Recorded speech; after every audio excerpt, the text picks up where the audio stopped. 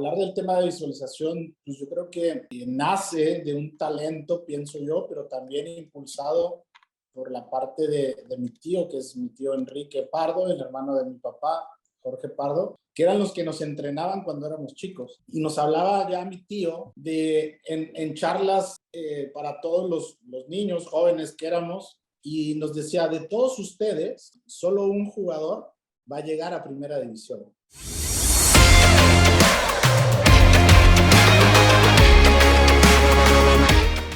Éramos tal vez 20 y no solo de esos 20, decía, probablemente de 100 o más, solo un jugador va a llegar.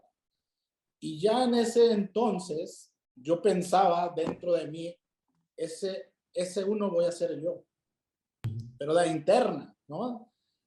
Y eran situaciones que poco a poco, pues mi tío Enrique nos hablaba, ¿no? De te tienes que imaginar las cosas, te tienes que imaginar verte jugar en la selección, en primera división primero, ¿no? Porque vas por las etapas. Y toda esa situación creo que yo la fui desarrollando exactamente, no obviamente como podemos hoy ver o tener a nuestros coaches o a Juan, que es especialista, de decir, lo tienes que hacer de esta manera, sino que fue prácticamente como muy natural que yo lo fui desarrollando de esa manera. Oye, Juan, y cuéntanos, en ese sentido, o sea, justo lo que decía Alex, ¿no? Pavel lo logró hacer de forma empírica. Él se dio cuenta que se sentía bien, que le hacía sentido, que funcionaba, pero ¿qué está pasando en su cerebro? ¿Qué está pasando en en su cuerpo? ¿Qué está pasando con sus emociones cuando está teniendo estas visualizaciones? Para las personas que se pregunten como cuál es el proceso físico, químico en el cuerpo, cuéntanos un poquito más a detalle cómo funciona.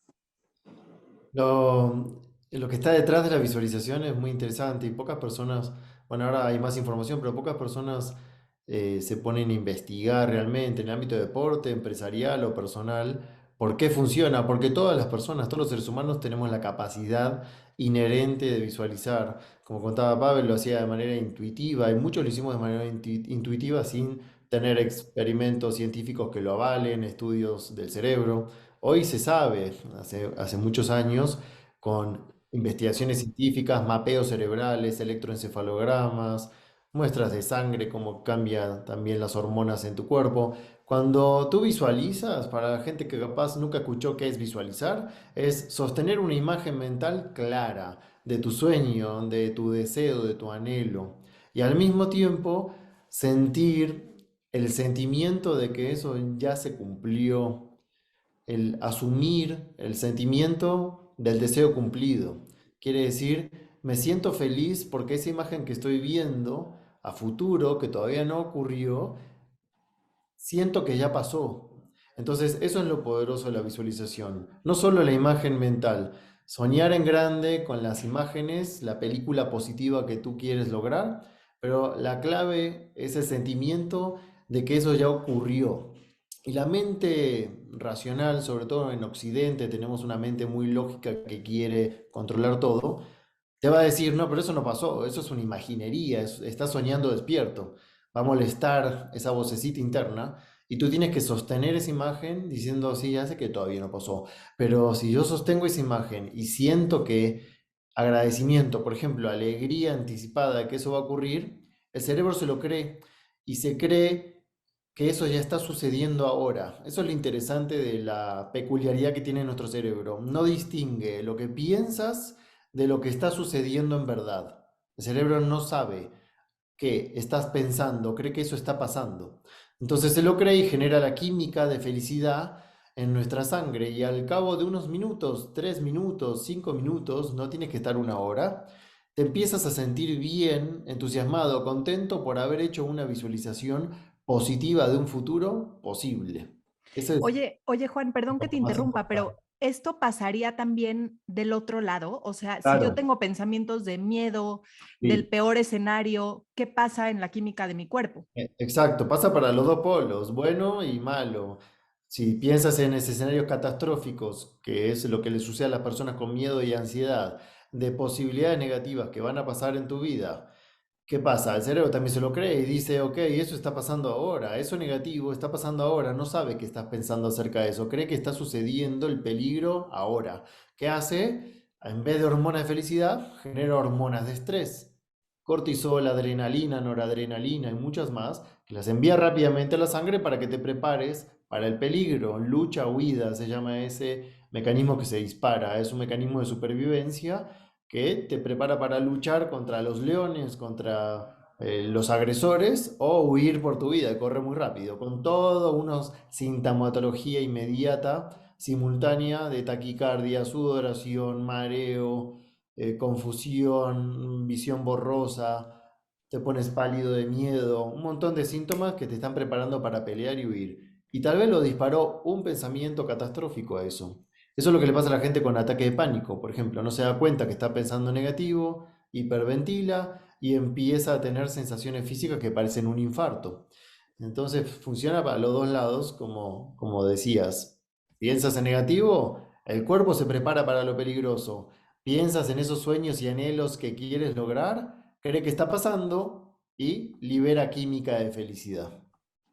Muy interesante, la verdad, o sea, con la explicación que nos acabas de dar, entonces el poder de la mente sí es infinito, ¿no? Y justamente, Pavel, tú siempre lo has dicho, 99% es la mente y 1% es la preparación, el talento.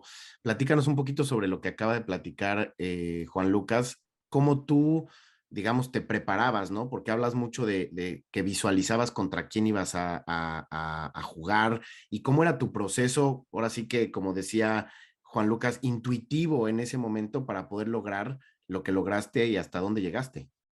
Sí, no, todo eso estoy de acuerdo como lo dice Juan, porque al final, por ejemplo, hay una anécdota que yo no la sabía, pero después de más grande sí lo sabía, ¿no? Mi papá me cuenta que cuando tenía 9 años, más o menos, yo siempre iba al estadio con mi papá y un día le dije, yo voy a jugar aquí en el estadio.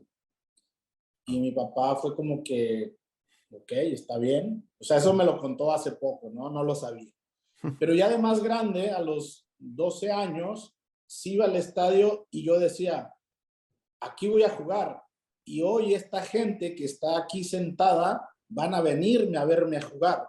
Entonces yo lo que dice Juan, ya me imaginaba el estadio lleno, cómo estaba, me imaginaba en la cancha, me imaginaba jugando. Entonces eran situaciones que las iba viviendo, ¿no? Como estas etapas. Otra anécdota, que ya obviamente de profesional, cuando tenía lesiones y me metían al MRI, que son las resonancias magnéticas, estando ahí 45 minutos más o menos en lo que esperas y estás el sonido de ese ruido que está siempre sonando. Horrible. Y yo me imaginaba mi rodilla o la parte muscular que estaba dañada, me la imaginaba que me sanaba y me imaginaba que estaba jugando rápidamente, que me imaginaba que la lesión no iba a ser tan grave y que a lo mejor en una semana, en 15 días, ya estaba jugando y me imaginaba que estaba jugando. Digo, son situaciones que me pasaban y que luego curiosamente salía la resonancia y no era tan grave la lesión, o era un poco grave, pero el periodo de recuperación pues era mucho más rápido. Entonces creo que esa parte la hacía pues exactamente intuitivamente y que me pasaba.